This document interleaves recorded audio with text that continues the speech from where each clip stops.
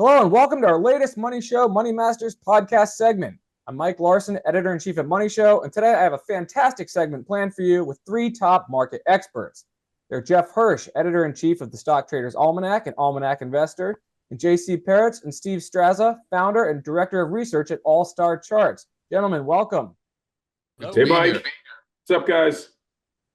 Yeah, I mean, we were all just together in Miami, and I guess that went pretty well, I think, right? I was going to say it was better in Miami than the Zoom stuff. Yeah. Definitely a better view of the Miami River.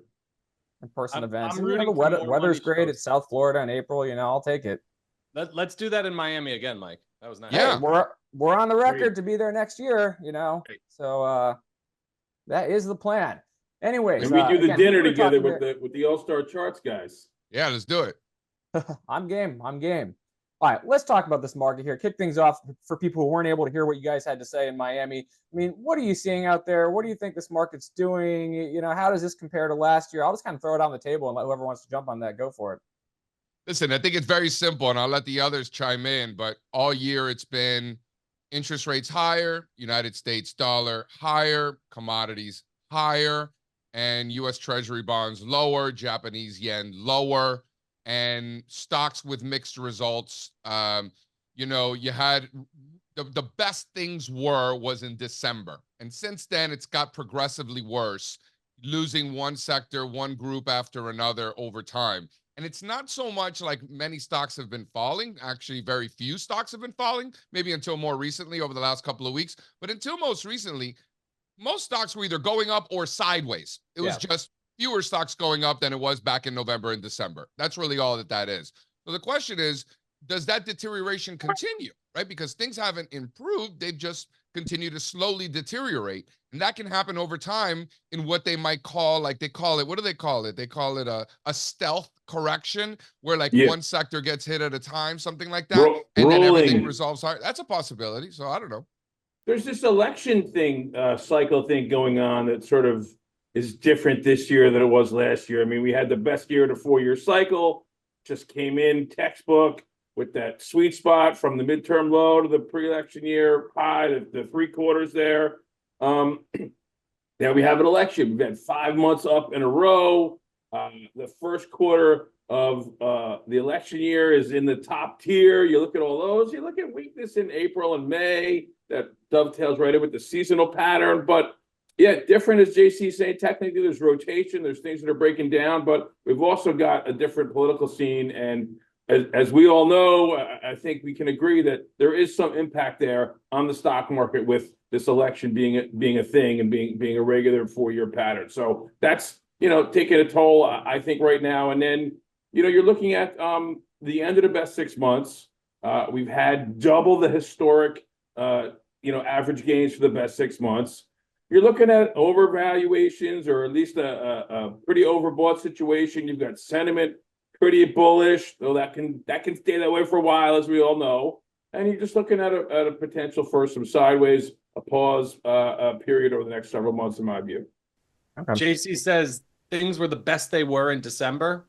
Since then, Q1 was really characterized by waning momentum, but without much downside in price. Now we're finally correcting, right? You're seeing that weakening momentum kind of come to roost a little bit. The equal weight indexes are failing at their prior cycle highs. Something like the Russell 2000 or the value line geometric, which I think is the best representation of the broader market, falling back into their old ranges.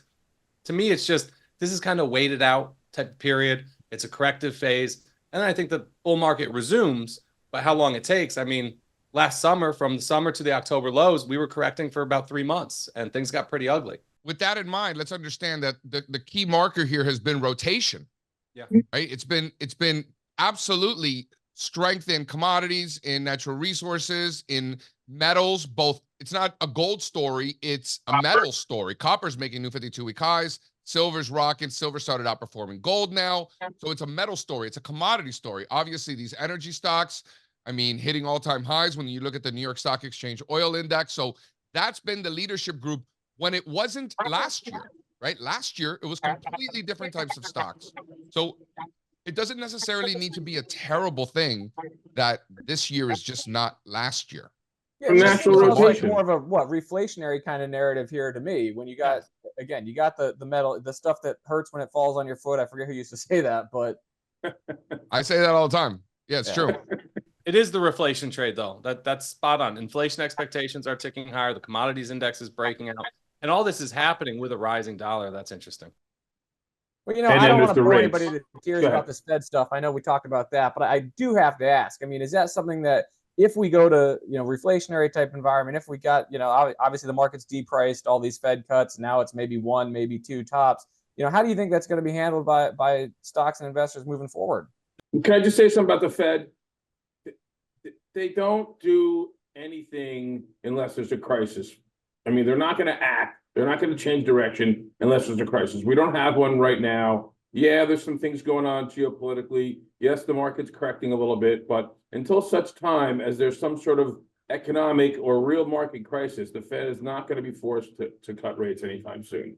JC. It has to be pretty happy right now with the way things are going, right? The economy's kind of hitting on all cylinders. Unemployment looks great. And, inflation expectations kind of ticking higher. If they have to not cut and kind of make this pause longer than it was originally intended, it's really not the worst thing. It just speaks to a really strong economy. Got it. I see that we got the Fed out of the way, JC. Now we're good, right?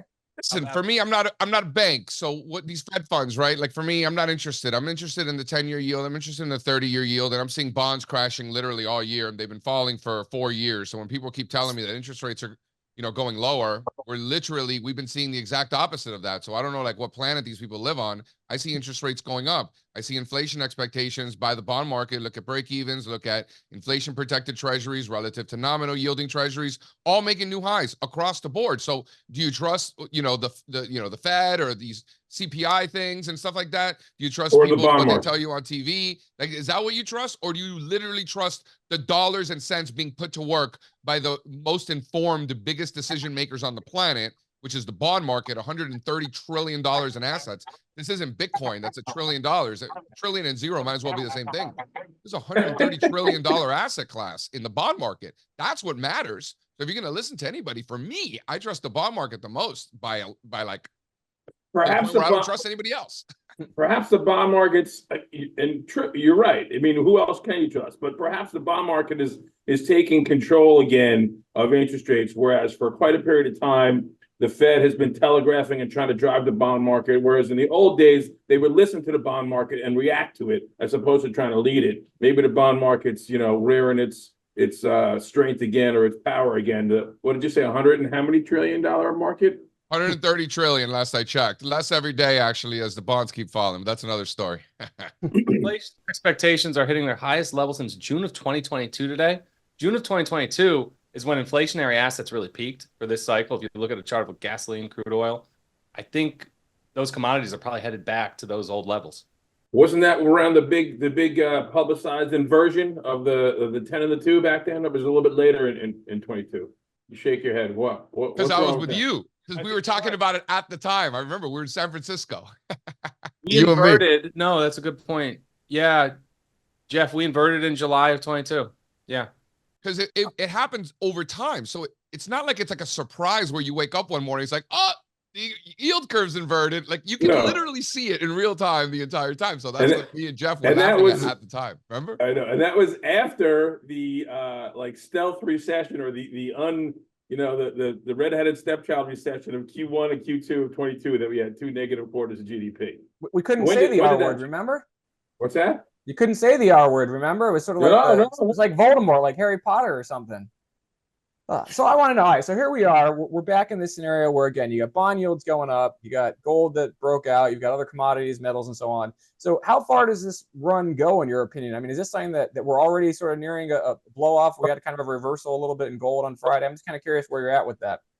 I'll tell you how I like to think about it. So when you go back in time, go back to the beginning and study these uptrends and bull markets and commodities, you know what you're going to find consistently is that they last for a decade or two.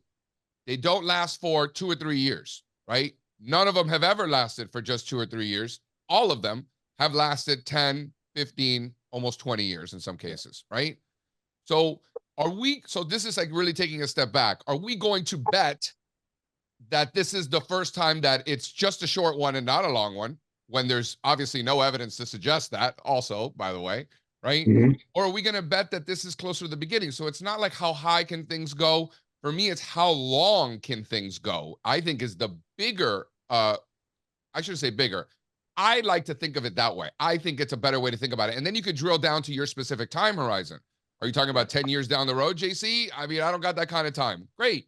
If you're a short-term, more intermediate-term investor, where I am actually, right? So I just look at that long-term from a structural perspective to help me be on the right side of the trend in more short-term time horizon. So I'm thinking weeks, months, quarters from now. I don't care what happens next year. I'll worry about it then, right? But that's how I like to think about it. So, you know, for me, any opportunities of weakness and pullbacks and opportunities to add to positions in natural resources, me personally, with my family's money is what I'm doing, going out of my way to do that. Are you going natural resource commodities? Are you going stocks like, you know, copper Both. miners and both? I think the beta is in commodity stocks. Okay. Yeah. Well, you know, everybody was talking recently about how in gold, for example, the miners weren't performing as well as the commodity just because there's all the expenses and other issues they're having from an operational standpoint. But if you're saying the beta is in the miners or the producers, then I guess what? You think there's a lot of catch up to be had here? Well, it's always been that way, Mike. When gold and silver do well, you go down the cap scale, you're going to get the bigger juice. And I like to tell the story because it's hilarious and it's a good lesson. In the 2000s, I was a gold bug. Like I'm an OG gold bug, like through and through. That was the beginning of my career. It was easy to be a gold bug. All my heroes in technical analysis, all of them gold bugs. Like that was the beginning of that last long bull market. That was the early 2000s through 2010, 2000, right? Like that was a great time to be a gold bug. And, you know, I thought that I was such like a genius because I followed the trend and I had these big cap gold stocks and the GLD and all that stuff. My friends back in Vancouver are making 100 baggers. I felt like such an idiot, right? Like I go from thinking I'm the man to now being like, wow, what a fool I am. I needed to be in these junky things in Vancouver or Toronto that own a Chilean mine or a South African mine, whatever. These things are, you know, 50, 100 baggers. That's so, you know, that's a little bit to an extreme. There's obviously somewhere from the junkiest $10 million miner to the largest mega cap. There's something there for everyone is kind of how I like to think about it. And, you know, over shorter time frames, if you look at something like energy or materials, they've had incredible runs. Talking about 10 straight weeks of gains in both of the spider sector ETFs. They deserve and they've earned a little bit of digestion or consolidation here. Let me ask you about another big sector that's been in the news here, obviously because of earnings. I mean, you know, financials, JP Morgan kind of laid an egg, but Goldman looked pretty good. I mean, what are your thoughts on financials moving forward here? I like them, but they look like other things right now, failing at the prior cycle highs. So I think, you know, patience pays. It's also not a seasonable favorable period for the financials, not something we're in. But, you know, JP Morgan is definitely a bit of a bellwether for the market, the stock market. And when it goes down, as you can see, it's going to impact things. So any thoughts on utilities in the worst 6 months seasonal trade? Did it do anything for you? You guys, am I allowed to ask questions too, Mike? What type of market environment are we in when we're talking about utility stocks, right? Is that what this has come down to? Is that really that bad? Is that? I'm just talking about the worst 6 months, man. It's a seasonal trade. No, I'm with you. I'm just joking, but that's kind of the point, right? The fact that that's what we're talking about is freaking utilities, you know? Energy. So when you know they're charging a lot of money to make electricity to run data centers or you know, fill your car, charge your car. You're going to see utility, and then with the heat, you know, it's a big air conditioning trade. It's a big summer cooling trade as well. So you know what I like here in utilities? Sorry, Mike, go ahead. No, I was just gonna say. I mean, I have heard a few people use that sort of like it's a backdoor way to play AI, or it's a stealth way to play. You know, all the. I mean, I don't know. You know, that I have seen that thrown out there. So no, if anybody in any industry is going to add AI, kind of like they did the .com back in the 90s. Yep. Oh, just add .com, and now everybody thinks like you're, you know, trendy or whatever. You know what I like for utilities? It's a mess, is what it is. I like a delta neutral trade there. You know, maybe sell the strangle, collect some income. You know, we have the highest VIX that we've seen in 4-5 months. You know, so for me, you know, I want to take advantage of that. You know, and there's a lot of traders that are getting chopped up. And essentially, think about when you recognize that traders are getting chopped up, what they're doing is they're giving donations, right? Is to the market essentially, right? So like, what is it? Jim Rogers, he says, "Oh, I just walk around and wait for someone to drop, money on the sidewalk, and then I run over there and I get that money." This is kind of like that. You're watching traders getting chopped up. They're making donations, right? Back and forth, up and down, up and down. The more up and down you get. So look at 45, 60 days out. That's the sweet spot of when that premium really starts to deteriorate. And this, to me, strikes me as an environment. I think that's going to continue to be an environment where you're getting paid to be a seller of premium and collecting that income from traders getting chopped up. Maybe on the XLU or on individual stocks? Both, but I like XLU specifically because with ETFs, we only sell a strangle. So we're naked long, naked short, because it's an ETF. With a stock, we don't feel comfortable putting on naked strangle, so we put on an iron condor and buy the wings, usually 5 to 10 points out of the, further out of the money, right? So we'll sell the call and the put, and then we'll buy further out of the money, call and put, to hedge that out at the stock level. At the ETF level, we'll just stay naked, generally. Full disclosure, I'm long XLU. But you knew that. We're doing an iron condor in John Deere today. Well, now we're talking about options. I got to ask about volatility in general. I mean, this has been a market where we've just sort of been VIX 12 something, 13 something. Now we're up at around 16, I guess. And 17 and a half. Yeah. Okay. So we're up there. What do you think happens from here? Do you think we've underpriced risk? Do you think that it made sense and it will make sense to kind of, track down to those levels again? Where are you at on that? Well, while the VIX is just now breaking out over the last week or so, we've seen higher implied volatility, increasing throughout the year, generally speaking. So in an environment like most of the fourth quarter, when volatility at the individual stock level was relatively cheap, we weren't necessarily selling any options because we weren't getting paid to do so. Yeah. Again, not just the VIX, at the stock and ETF level also. Really, since January, we've seen that change, where even in an environment where the indexes are making new highs, much fewer stocks are making new highs, and volatility generally was increasing in those levels. So, we were already adapting to a new environment simply because the data was changing. We were actually getting paid to sell options when we weren't before. So we started to do that, right? I sense that volatility is going to continue to either stay up here or move up. We got a couple of events going on in the world. The election, as I keep mentioning, the seasonal trade, and it sort of begets itself as it starts the correction. Volatility kicks up, it's going to continue to go. Let's kind of just go around the table here and talk about some favorite ideas. I mean, obviously, it's kind of obvious we've got commodities in multiple forms, whether it's gold, whether it's energy. I mean, Steve, anything else that looks particularly attractive to you here from a long side, or anything you kind of stay away from on the short side? I've had a tough time all month, even longer, maybe 3-4 weeks now, of entering new trades because the old leaders are really running out of steam here. And the waning momentum that I alluded to, that's really particularly standing out in the growth and tech trade. I haven't really been entering new positions there. And then the new leaders that JC was talking about, the commodity stock trade, they seem a little bit overextended, needs a cool off, need a breather.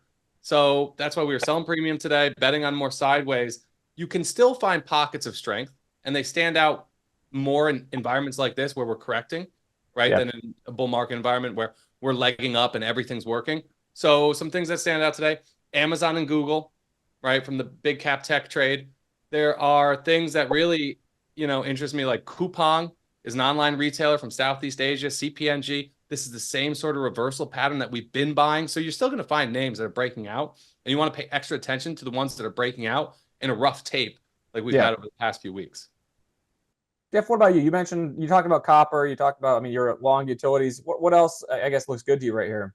I mean, we just had our best 6-month sell signal, April 2nd. So we are entering our cautious phase between the end of the best 6 months for the Dow and the S&P in April and the end of the best 8 months in June for NASDAQ. So we're, unloading the diamond DIA and SPY positions. We've been in copper since December when the seasonal trade kicks in. I continue to, look to my friends over here on the screen about what that trend looks like with their technical analysis prowess. So I'm still hanging on to that. I'm also into gas.